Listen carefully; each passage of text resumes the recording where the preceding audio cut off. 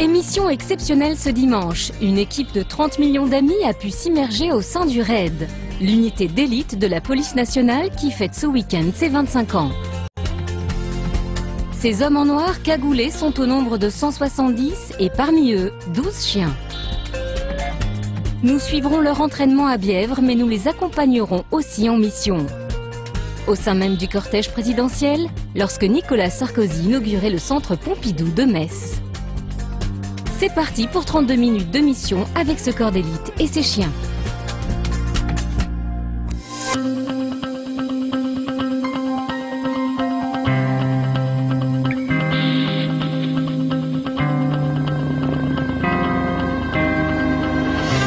Cet hélicoptère survole le domaine du Bel Air, le siège de l'une des unités antiterroristes les plus réputées au monde.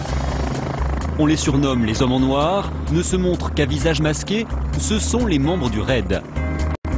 Les 170 fonctionnaires qui y officient sont épaulés par des chiens tels que Frax. 12 auxiliaires canins, vous allez le voir, indispensables à ce corps d'élite.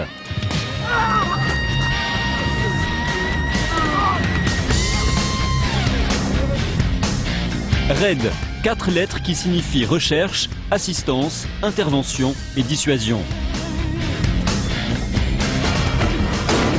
Une unité qui compte à son actif de très nombreuses opérations, telles que, entre autres, la libération des enfants de la maternelle de Neuilly en 1993, l'arrestation d'Ivan Colonna en 2003 ou la récente interpellation du chef militaire de l'ETA à Bayonne.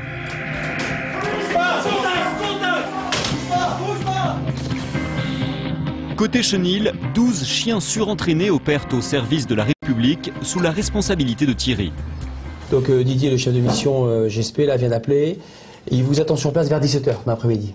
Vous aurez assuré la DZ avec un cortège.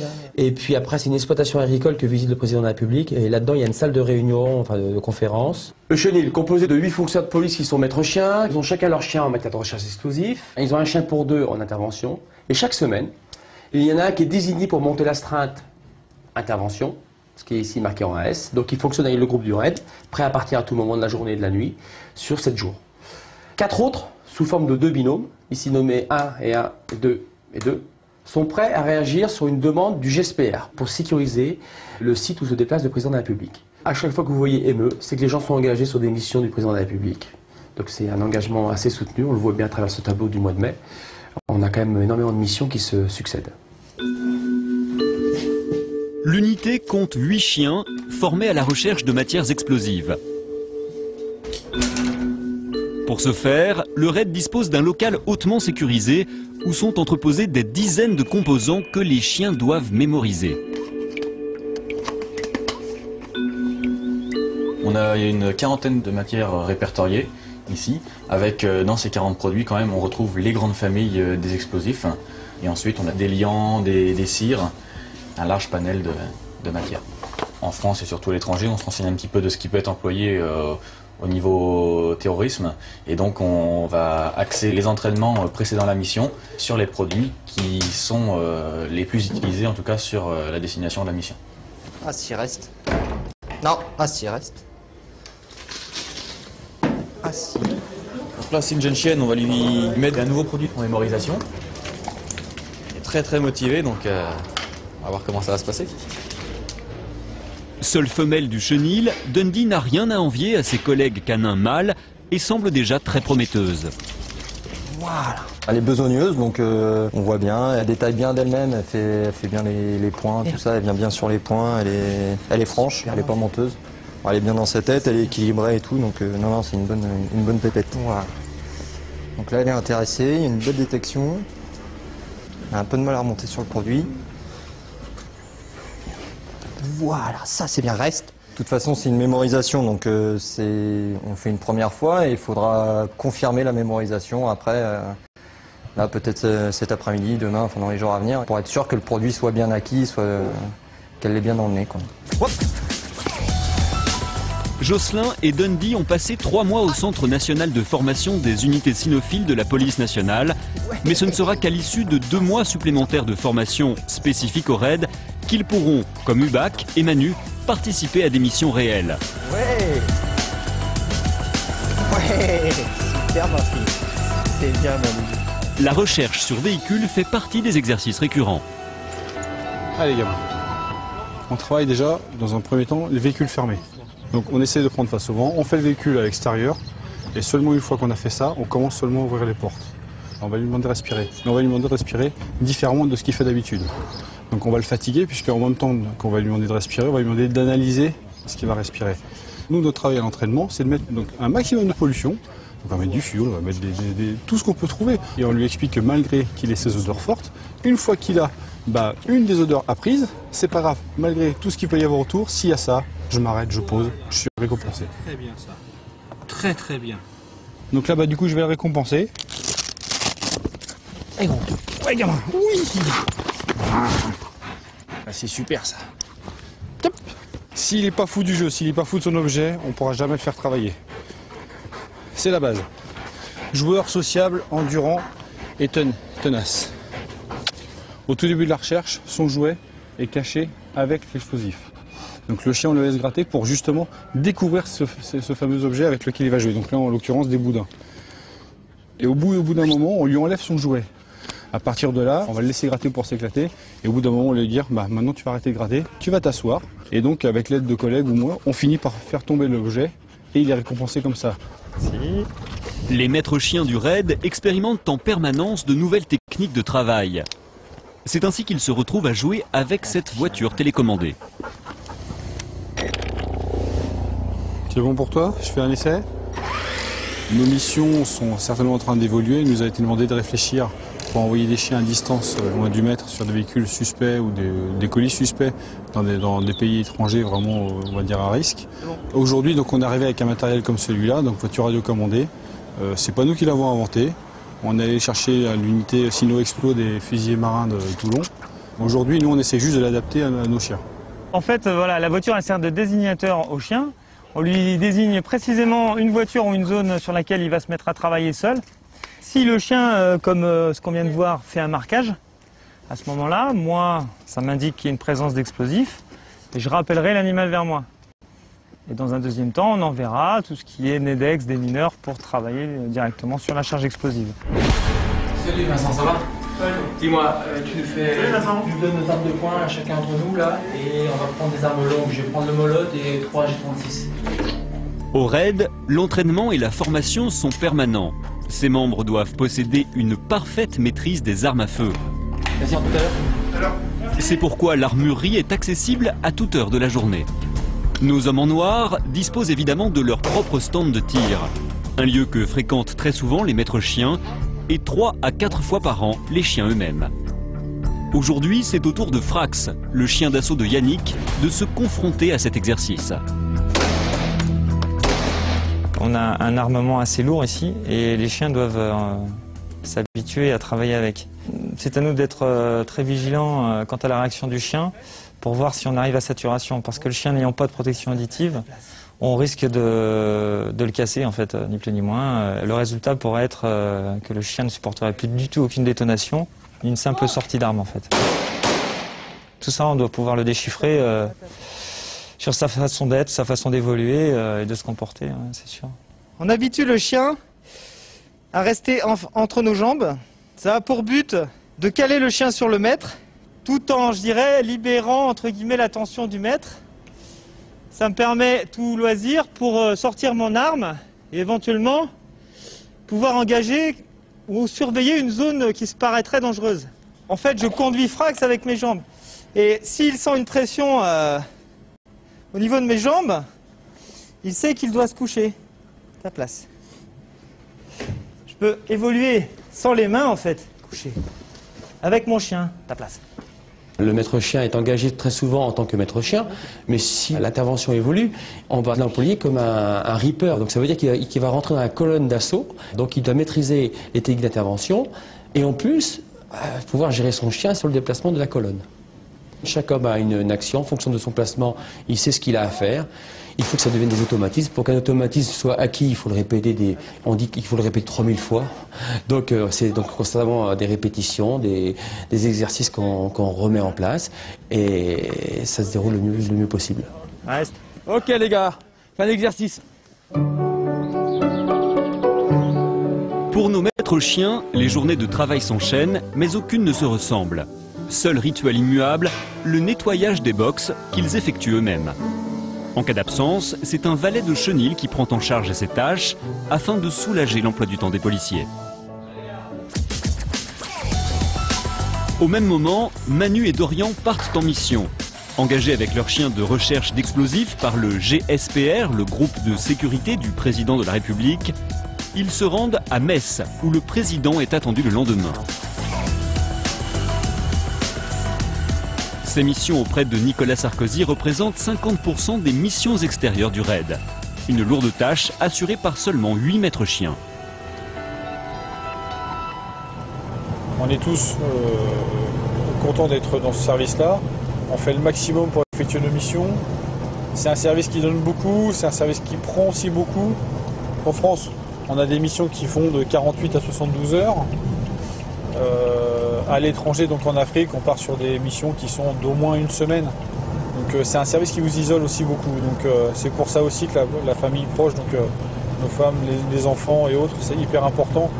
Et que tant que ça tient, ça va. Le jour où ce sera compliqué à la maison, le choix pour moi il sera vite fait, ce sera la famille. Les maîtres chiens passent plus de temps entre eux que chez leurs femmes respectives. Ils font un retour au service, ont le temps de se changer, de repartir avec une nouvelle valise pour une autre mission. Et c'est très exigeant. Au niveau vie familiale, c'est très dur.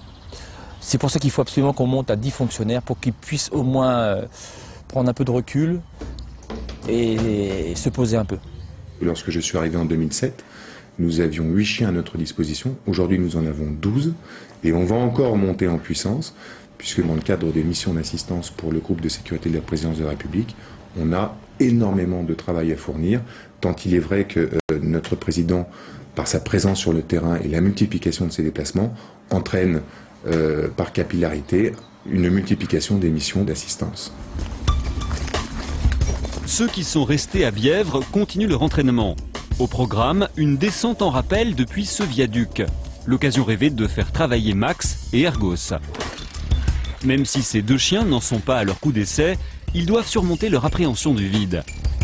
Ils s'entraînent aussi régulièrement au saut en parachute, un moyen d'engagement parfois utilisé par nos hommes lors des opérations du raid.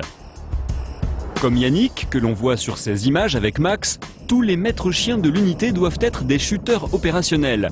Une qualification qui leur permet de porter eux-mêmes leurs chiens lors du saut.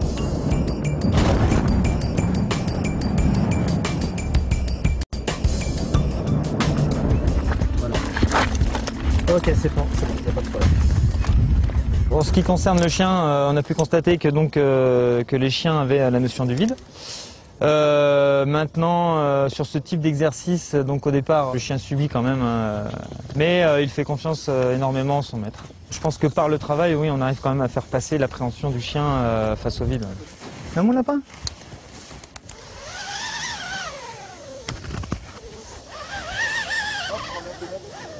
Ouf. Il a confiance en son maître, mais là il va être exposé à quelque chose qu'il n'est pas habitué. Il perd le contact avec le sol, il est dans le vide, il subit. Et il faut que le chien soit inerte, qu'il se laisse transporter jusqu'en bas, sans réaction. La sélection des chiens n'est pas facile, quelquefois on se trompe sur un chien. On pense qu'il a les caractéristiques qui nous conviendraient, mais on se rend compte au fur et à mesure de la montée en puissance des entraînements que le chien, à un moment donné, bug un peu, et malheureusement on s'en sépare, on le redonne à des services qui sont moins exigeants que nous, et puis on repart avec un autre chien sur lequel on fait un nouveau travail qui est très long, 1 an d'entraînement pour qu'un chien soit quasiment opérationnel dans ce genre d'exercice, et puis on espère aboutir.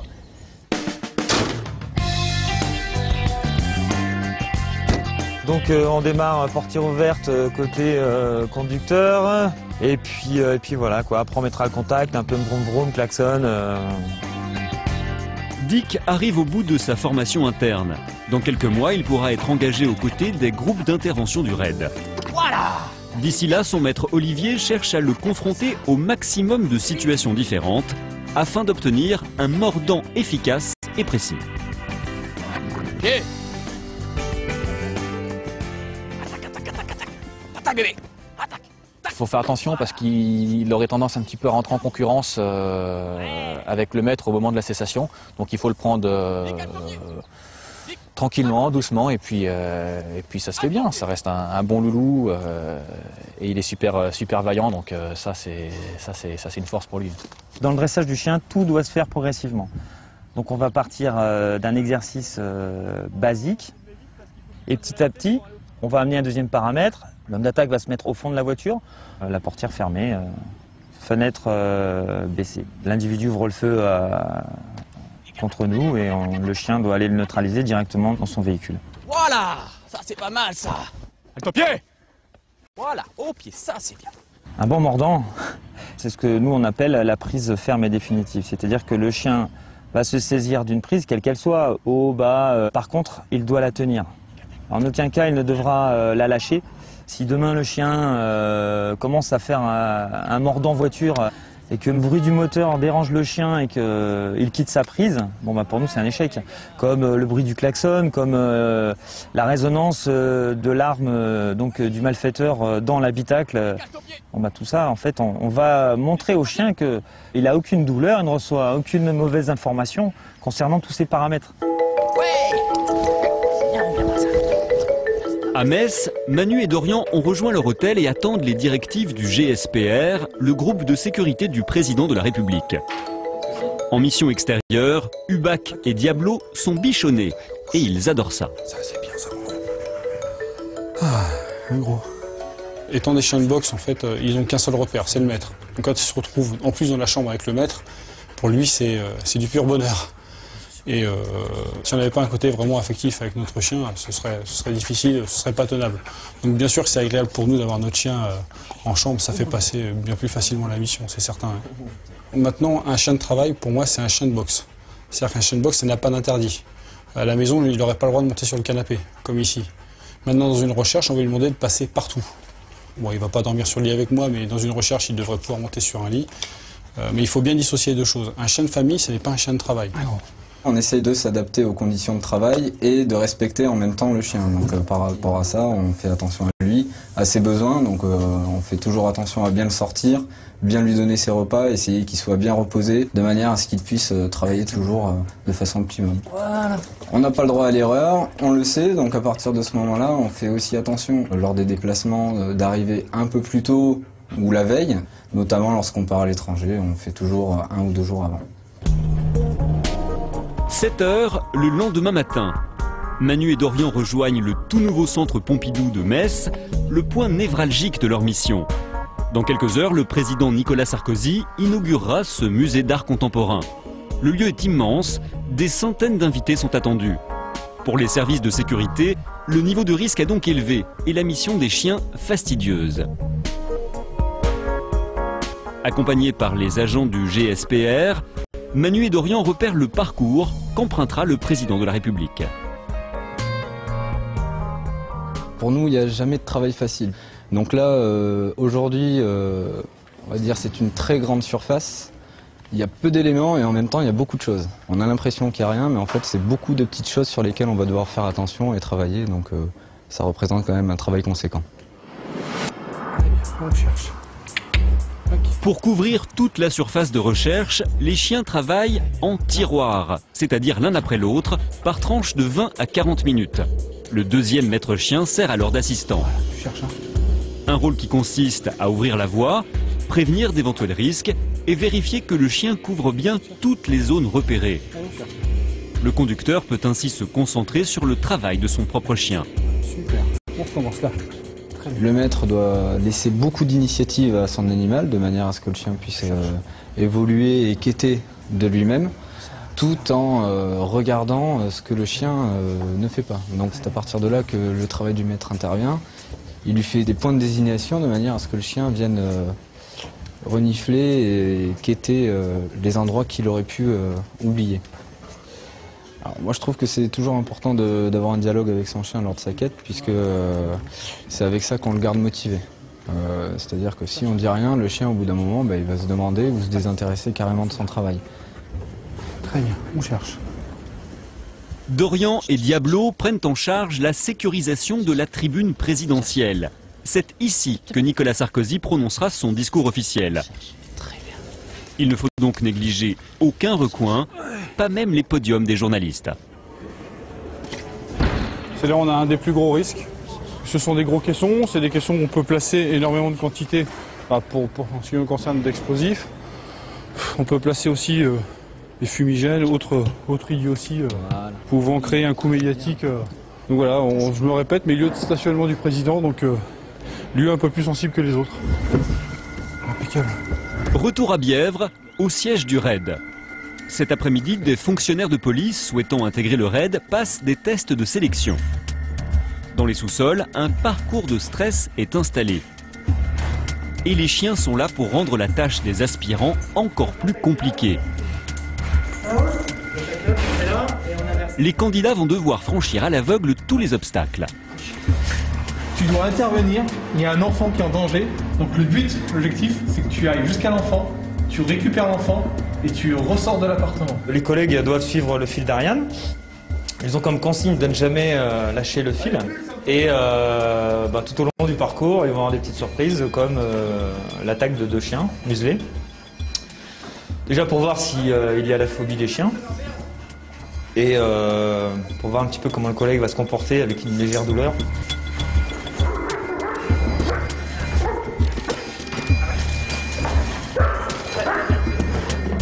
La muselière que vous voyez sur le chien est renforcée par une plaque en acier qui se trouve juste devant. Et ça fait très très mal. Un chien qui vous frappe au bon moment, au bon endroit, ça vous met un homme KO. Voilà, donc on essaie de retenir un petit peu les chiens parce que ce sont des collègues de la police. Mais on n'est jamais à l'abri d'un accident, quoi. Les chiens d'assaut sont-ils pour autant des chiens violents et agressifs? On a vraiment développé évidemment une agressivité, mais elle reste contrôlée et très très dirigée. Donc on cible vraiment la personne désignée pour l'envoi du chien. En aucun cas on ne sélectionnera un chien qui sera agressif naturellement et de manière dangereuse. De par le travail en intervention, nous travaillons vraiment en groupe, en unité très très constituée, parfois dans des couloirs ou des appartements. Donc on est un peu les uns sur les autres. Donc il est hors de question que le chien ait le moindre signe justement d'agressivité envers mes collègues du groupe. C'est pour ça qu'on a une sélection assez dure, tant sur le plan qualité physique que de la sociabilité. Ce sont des chiens très très équilibrés et ça je préfère insister là-dessus. Un esprit sain donc, dans un corps sain, telle pourrait être la devise de ces hommes et de ces chiens. Les policiers du RAID s'imposent une discipline sportive rigoureuse.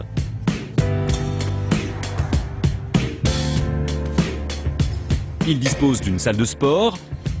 Les chiens, eux, pratiquent en plein air. Ce sont des athlètes.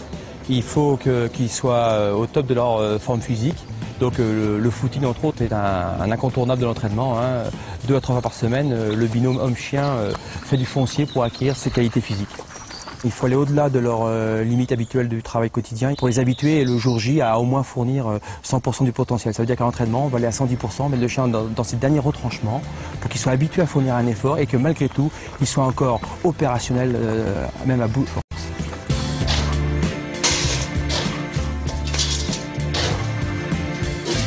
Ils sont suivis au niveau vétérinaire, une alimentation rationnée pour chacun des chiens en fonction de son poids, de son travail actuel.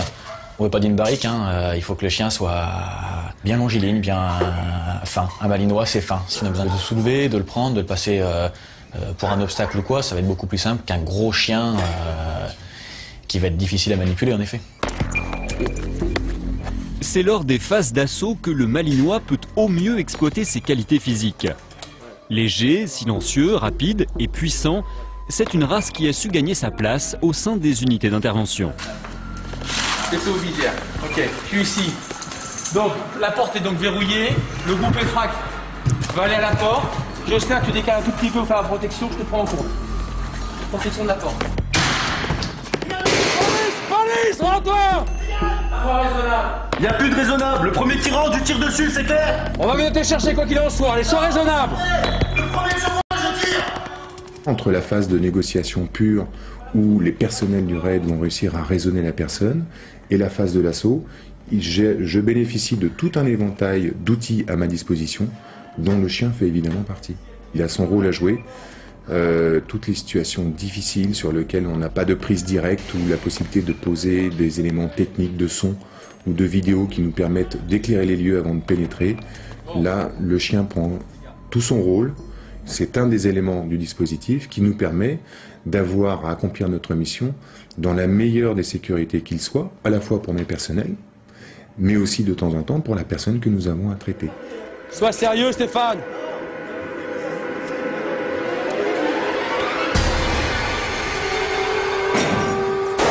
Attaque.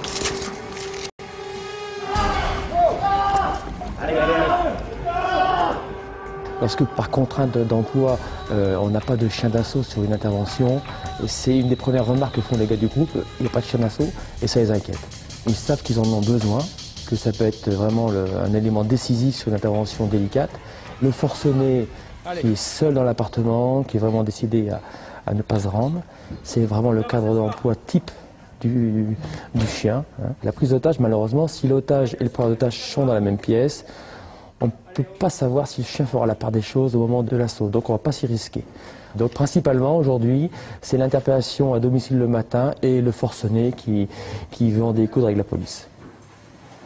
Je vais essayer de me noter un bras avant que tu lâches. Ouais, tu entames ton otage sur le bras libre et après je fais la cessation.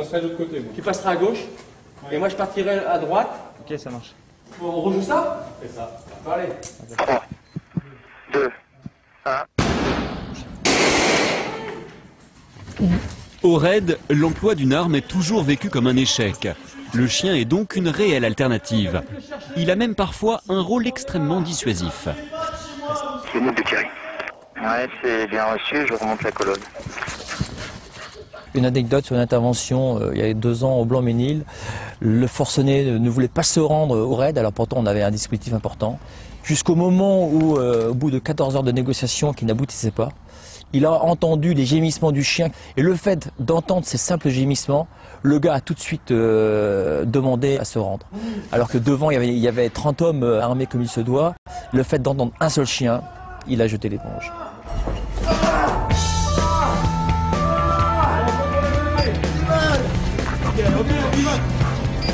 À Metz, Manu et Dorian quittent de toute urgence le centre Pompidou. L'avion du président est attendu dans moins d'1 heure et les voitures du cortège présidentiel doivent être déminées. Les chats sont habitués à ce type de conduite en sachant qu'on a cette conduite le moins possible, dans le sens où, quoi qu'on en dise, ils sont quand même pas à l'aise dedans, quoi. Là, c'est vraiment parce que le timing il est vraiment chaud, qu'on est obligé de faire ce qu'il faut.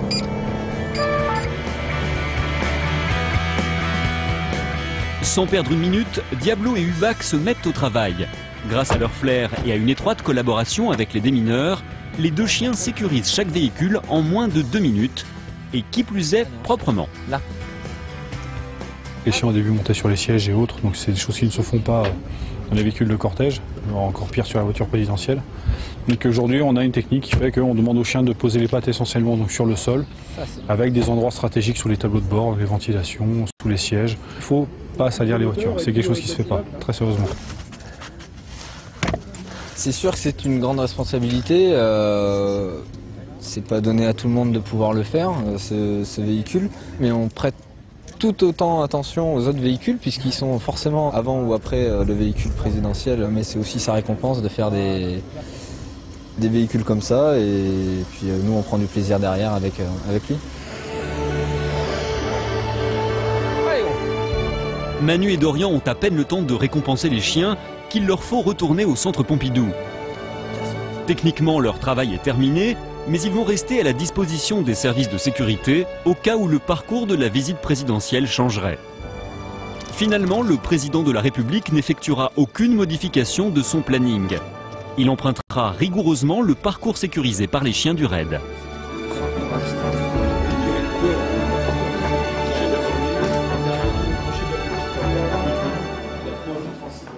Je vous remercie. Nicolas Sarkozy repartira sans qu'aucun imprévu ne soit venu troubler sa visite. Mission réussie pour Hubac, Diablo et leur maître. Dès le lendemain, toute l'équipe est à nouveau réunie à Bièvre. Thierry a organisé une pause barbecue. Un moment de répit qu'il offre bien volontiers à toute son équipe. Par contre, les travers là-bas sont bien. Hein. Je pense qu'ils sont même bien enlevés, non? L'avantage du groupe Sino, c'est peut-être que c'est une petite équipe et que tout le monde se sent concerné vraiment. Donc l'esprit, pour l'instant, il est là, quoi. Il n'y a pas de souci. Hein. C'est une fierté d'être à la tête d'un groupe comme ça, avec des gens qui sont passionnés, qui sont volontaires pour tout, qui sont tout le temps partants, toujours tout le temps disponibles. Et puis qui assure des missions au jour de l'année. On assure, je ne sais plus, on est à 200 et quelques missions à l'année. C'est énorme en termes de jours d'absence par fonctionnaire. Et ils répondent toujours présents. Le plus beau cadeau qu'un chien d'Explo puisse nous faire, c'est un marquage positif, quoi. Mon ancien chien d'Explo l'a fait pour moi. Ça a été une sensation, je pense, que je ne retrouverai jamais après. Heureusement, on a très peu de découvertes d'explosifs en France. Donc voilà, et je me répète, il m'a fait ce cadeau-là, c'est énorme, c'est énorme. Là, on est un groupe, on est une meute, tous ensemble, hommes, chiens, et chaque individu fait partie de la petite famille. Je vous dirais même que si demain, c'est grâce à un chien, je sais pas, le chien d'un collègue, qu'on trouve une belle cage d'Explo ou qu'on fait une belle intervention, je crois qu'on sera tous fiers, parce qu'on travaille tous ensemble et quelque part, c'est... tous les chiens du chenil, c'est un peu mes bébés aussi, quoi, quels qu'ils soient.